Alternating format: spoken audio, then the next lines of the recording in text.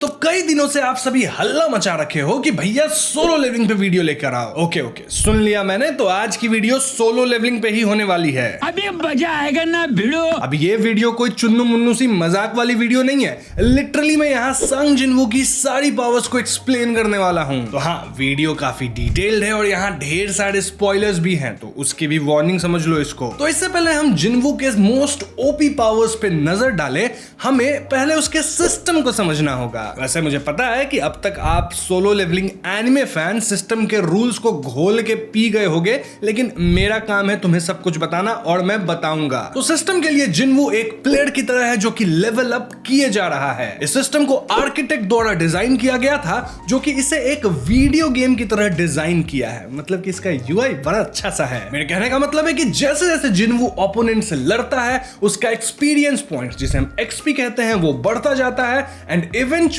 जिनवू level up कर जाता है। अब लेवल अप होने पे जिनवू के जो सारे स्टैट्स हैं वो 1 पॉइंट से बढ़ जाते हैं। साथ ही जिनवू को 5 और पॉइंट्स मिलते हैं जिन्हें वो किसी भी स्टैट्स में अपने हिसाब से डाल सकता है। अब ध्यान रहे कि यहाँ गेम की तरह ही जिनवू अगर स्ट्रॉन्गर ओपोनेंट से लड़ता है तो उसकी एक्सपी उतनी ही ज्यादा बढ़ेगी, यानी वो जल्दी लेवल अप होगा। वहीं वीकर ओपोनेंट से लड़ेगा तो एक्सपी बहुत कम बढ़ेगी एंड लेवल अप होने में भी टाइम लगेगा। इसके अलावा जिनवू को कुछ डेली क्वेस्ट्स भी कंप्लीट करने होते हैं, कुछ अलग तरह के क्वेस्ट्स भी होते हैं और इन सब से उसे कुछ रिवॉर्ड मिलता है। जैसे कभी फुल रिकवरी मिल सकता है, वो चूज कर सकता है। स्पेशल आइटम मिल जाएगा, कुछ गिफ्ट बॉक्स जैसा गेम में मिलता है ना, हाँ तो वैसा ही कुछ इधर उधर मिलते रहेगा। और हाँ, अगर डेली क्वेस्ट्स नहीं कंप्लीट किए गए तो एक पेनल्टी भी मिलता है, जहां 4 आवर सरवाइव करना पड़ता है एक मॉन्स्टर से। अब आप पूछ सकते हो कि भैया ये स्टैट पॉइंट्स क्या होते हैं। अरे सिंपल, जैसे गेम में होता है ना स्ट्रेंथ, स्टैमिना, वाइटलिटी, वैसा ही कुछ यहाँ भी है। जी हाँ, जिनवू के जो स्टैट्स हैं वो नंबर से रिप्रेजेंट किए जाते हैं और ये 5 स्टैट्स पता है क्या है? ये है strength, intelligence, agility, endurance, perception इत्यादि। अब तुम मुझसे ये मत पूछने लगना कि स्ट्रेंथ का मतलब क्या होता है, परसेप्शन का मतलब क्या होता है, क्योंकि मैं अपनी ऑडियंस से इतनी इंटेलिजेंस तो एक्सपेक्ट करता हूँ। अब अगर आपको लग रहा होगा कि सिस्टम का बस इतना ही काम है तो आप गलत हैं मित्रों, क्योंकि सिस्टम की मदद से जिनवू अपने हथियार को भी काइंड ऑफ सेव कर सकता है, जैसे हम गेम में करते हैं। लिटरली जैसे गेम में होता है ना इन्वेंटरी, वैसे ही जिनवू के पास अपना एक अनलिमिटेड इन्वेंटरी है जिसके अंदर वो हथियार रख सकता है, वहां से कभी भी निकाल सकता है एंड लड़ाई कर सकता है। इसके अलावा इस सिस्टम के अंदर एक मार्केट प्लेस जैसा भी कुछ है, जहां पे जिनवू कुछ हथियार या फिर कुछ कॉम्बैट के लिए कवर वगैरह, शील्ड, ये सब खरीद सकता है। खरीदेगा कैसे? अपने कमाए हुए गोल्ड पॉइंट से। इतना ही नहीं, जिनवू कुछ हाई लेवल के मना वाले मॉन्स्टर्स होते हैं ना, जो कि बोल सकते हैं, उनसे बात भी कर सकता है। मतलब मॉन्स्टर लैंग्वेज भी उसे आता है। तो आप देख सकते हो कि भले ही सिस्टम थोड़ी लिमिटिंग है, लेकिन ये अपने आप में बहुत ही अमेजिंग है और किसी को लेवल अप करने के लिए इससे अच्छा साधन तो नहीं मिल सकता। अब वीडियो में आगे बढ़ने से पहले मैं आप सभी को आज के वीडियो के स्पॉन्सर के बारे में बताना चाहूंगा, जो कि कोई नहीं है। नहीं, कोई स्पॉन्सर नहीं किया हमें। हम आज भी गरीब हैं, कल भी गरीब थे, पता नहीं परसों भी नहीं रहना चाहता मैं गरीब। ये दुख का खत्म नहीं होता बे। ऑलमोस्ट 1.5 साल हो गए चैनल खोले हुए, आज तक एक भी ढंग के स्पॉन्सर्स नहीं आए। आए भी तो मार्वल वाले थे, 1-2 वीडियो किया, वो भी चले गए। इसलिए कहता हूं तुम लोग कम से कम सब्सक्राइब कर दो मुझे, कम से कम डिस्कॉर्ड पे फॉलो कर लो, इंस्टा पे फॉलो कर लो। अरे कहीं तो ऑडियंस बढ़ जाएगी, कहीं तो कुछ मिल जाएगा यार। इतनी मेहनत कर रहा हूं, कुछ मिल नहीं रहा मुझे। इट्स एन अनफेयर वर्ल्ड मित्रों, लेकिन कर ही क्या सकते हैं। आपका प्यार है, आपका सब्सक्रिप्शन है, उसी से जिंदगी चलाएंगे। खैर, इसी दुख, दर्द और पीड़ा के साथ हम आगे बढ़ते हैं, जहां मैं आपको जिनवू के कुछ पावर्स के बारे में भी बताऊंगा। सो एज यूजुअल, जिनवू के पास इमेंस स्ट्रेंथ तो है ही, सब सुपर हीरो के पास इमेंस स्ट्रेंथ तो होता ही है, लेकिन जिनवू का जो इमेंस स्ट्रेंथ है वो अलग ही लेवल पे है। लिटरली ये बंदा एक टाइम पे सबसे स्ट्रॉन्गेस्ट हंटर आंद्रे थॉमस को अपने खाली हाथ से पेल दिया था ऑलमोस्ट। अब आंद्रे थॉमस को छोड़ो, जिनवू राकन को 4 मुक्के में एकदम से जो है ना खत्म कर दिया था। अब इमेंस स्ट्रेंथ के अलावा जिनवू के पास स्पीड और ड्यूरेबिलिटी भी नेक्स्ट लेवल होगी ही। ये भी सब सुपर हीरो के पास होता है। स्पीड तो भैया इसकी इतनी फास्ट है कि ये आंतरिस तक के अटैक को डॉज कर गया था, जिसको कई मोनार्क्स देख तक नहीं पाएंगे। वहीं ड्यूरेबिलिटी भी इसकी नेक्स्ट लेवल है। मतलब समय के साथ अपना जिनवू इतना स्ट्रांग हो गया था कि इसको नॉर्मल हंटर्स या फिर कुछ मॉन्स्टर्स तो चोट पहुंचा ही नहीं सकते। मोनार्क्स को ही उतरना पड़ेगा, तभी जिन्वू को खरोच भी लगेगी। इनफैक्ट ना तो जिन्वू पॉइजन हो पाता है, ना ही अल्कोहल का इस पे कुछ असर होता है, और ना ही कुछ टॉक्सिक सब्सटेंस इसके सिस्टम में जाएगा तो वो सर्वाइव करेगा। अपने आप जिन्वू डिटॉक्सिफाई हो जाता है। लेकिन जब पीने से चढ़ ही नहीं रही तो फिर पीने का क्या मतलब? नाली में जाके पी के कैसे गिरोगे? बात तो सही है। एनीवेज, जिन्वू बॉडी पार्ट्स तक को रीजनरेट कर सकता है, बहुत ही फास्ट हील कर सकता है, स्पेशली जब वो सो रहा हो। इसके अलावा शैडो मोनार्क की पूर्ण ताकत ले लेने के बाद जिन्वू एज करना भी बंद कर दिया। मजाक नहीं कर रहा, जिन्वू को लिटरली टाइम टू टाइम अपना अपीयरेंस चेंज करना पड़ता है ताकि उसके आसपास के लोगों को ऐसा लगे कि हाँ भैया ये भी एज कर रहा है।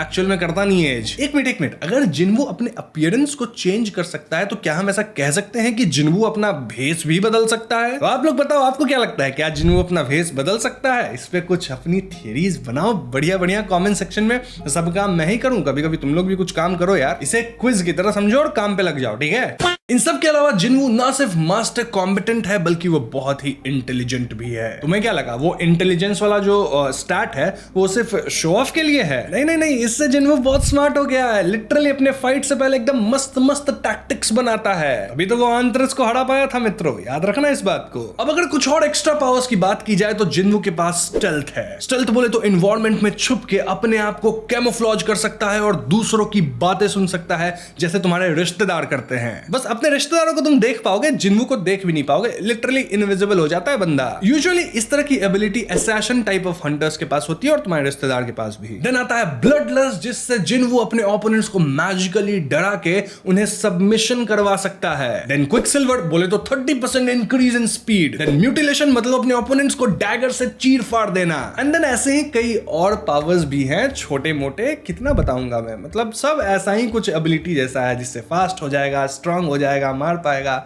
समझ रहे हो तुम लोग? लेकिन इन सब से बढ़िया स्किल मुझे लगती है रूलर्स अथॉरिटी। यहाँ बेसिकली जिन्वू टेलीकिनेसिस की मदद से ऑब्जेक्ट्स वगैरह को मूव कर सकता है, और छोटे मोटे ऑब्जेक्ट्स नहीं, बड़े बड़े ऑब्जेक्ट्स मूव करता है। इनफैक्ट जिन्वू रूलर्स अथॉरिटी को इतना प्रैक्टिस कर चुका है कि वो हवा में भी काइंड ऑफ खुद को मैन्यूवर कर लेता है, स्पेशली अगर कुछ उस पे अटैक आया है तो उससे डॉज कर लेता है। अब एक और स्किल है जिन्वू के पास जो कि इससे भी ज्यादा ओपी मैं मानता हूं, और उसका नाम है ड्रैगन्स फियर। फियर नहीं, फियर, FEAR, डर। बेसिकली यहां जिन्वू जब अपनी आत्मा से चिल्लाएगा तो जो कोई भी उसकी चीख को सुनेगा वो डर से कांप उठेगा, एकदम पैनिक स्टेट में चला जाएगा और एकदम ऐसे खड़ा हो जाएगा जिसको जिन्वू बाद में आराम से, समझ रहे हो? मतलब लिटरली लोग डर से हिल नहीं पाते इस चीख को सुन के। लेकिन यहाँ एक छोटा सा कैच है। कैच ये है कि ये वाली एबिलिटी उस पे ही काम करती है जो कि इन जनरल जिन्वू से वीक होंगे। स्ट्रॉन्गर ओपोनेंट्स को घंटा फर्क नहीं पड़ता इस चीख का कुछ। नाउ फाइनली मैं आपको जिन्वू की वो पावर बताऊंगा जिसके लिए आप वीडियो में शुरू से अंत तक बने हुए हो,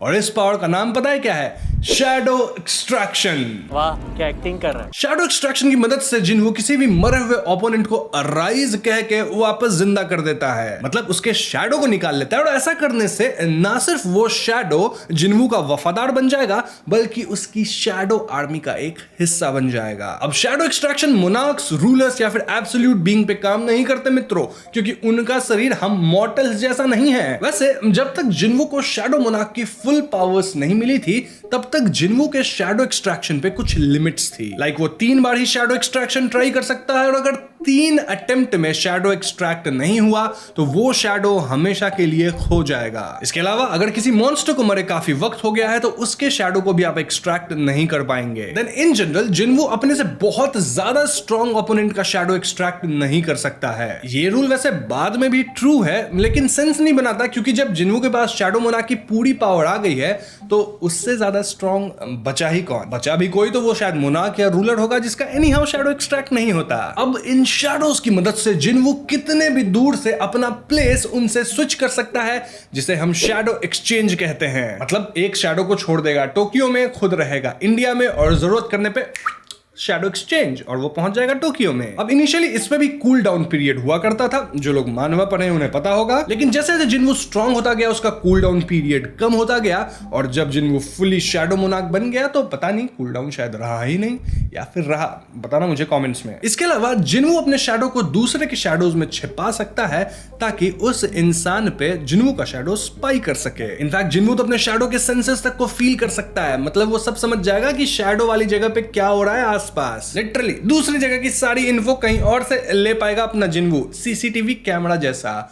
नॉट एग्जैक्टली बट हाँ वैसा ही। अब अगर बैटल की बात करें तो वहां जिन्वू मोनार्क्स डोमेन का इस्तेमाल करके अपने सारे शैडोज की स्ट्रेंथ को 50% तक बढ़ा सकता है। और डोमेन बोल रहा हूं तो डोमेन एक्सपेंशन मत समझना, ये जे के मेरे दिमाग से निकल नहीं रहा। वैसे जिन्होंने मानवा पर रखा है उन्हें पता होगा कि जब जिन्वू शैडो मोनार्क फाइनली बन गया था तो कैसे उसके सारे शैडोज अपने आप अपग्रेड होके नेक्स्ट लेवल पे आ गए थे। अब शैडोज की लेवल पे मैं यहां बात नहीं करूंगा क्योंकि लिटरली मैंने शैडोज के ऊपर एक डेडिकेटेड वीडियो बना रखा है, तो जाओ उस वीडियो को देखो, उसका लिंक मैं डिस्क्रिप्शन में छोड़ दूंगा। तो मिला जुला के यही सब जिन्वू की मेन पावर्स है जिसका इस्तेमाल वो हमेशा मानवा में करता आया है और एनिमे भी आगे करते जाएगा। यहां मैं कुछ पावर से फोकस नहीं करा हूं like dagger rush, strong will, hypnosis, कांडियारूज ब्लेसिंग वगैरह वगैरह। ये सब जो फैंसी नेम वाले पावर्स है ना, ये जो मेन जो मैं पावर्स बताया हूं उसके ही सबसेट है काइंड ऑफ। जैसे जिन्वू का हेल्थ 30% से नीचे हो जाएगा तो भैया उस पर जो डैमेज है वो 50% कम लगेगा, या फिर जिन्वू बीमार नहीं पड़ेगा, इंटॉक्सिकेट नहीं होगा वगैरह वगैरह। तो हाँ वो पावर्स कुछ ऐसे इंपॉर्टेंट नहीं है, छोटे मोटे चुन्नू मुन्नू इधर उधर के कुछ हैं सबसेट जो मैंने बताया उसका, तो इसलिए उनको इग्नोर करो। हो गई वीडियो खत्म। उम्मीद करता हूं आपको ये वीडियो काफी इंफॉर्मेटिव लगी होगी। Now, as I said before, अगर आपको जिन्वू के शैडो आर्मी के बारे में बहुत कुछ जानना है तो मेरी पुरानी वीडियो को रेफर करो जिसका लिंक मैं डिस्क्रिप्शन में छोड़ दूंगा, आई बटन में भी डाल दूंगा। साथ ही डिस्क्रिप्शन तक पहुंच गए होगे तो हमें डिस्कॉर्ड, इंस्टाग्राम और ट्विटर पे भी फॉलो कर लो। और हाँ इस वीडियो को लाइक और शेयर करो, दोस्तों के साथ शेयर करके उनसे लाइक करवाना सबसे ज्यादा इंपॉर्टेंट है। साथ ही चैनल को सब्सक्राइब भी करो यार, क्योंकि इस चैनल पे हम अच्छी वीडियोस लाते नहीं है। हॉन्टिंग ट्यूब का डायलॉग हो गया, चैनल को सब्सक्राइब करो। I will see you guys in the next one. Peace out.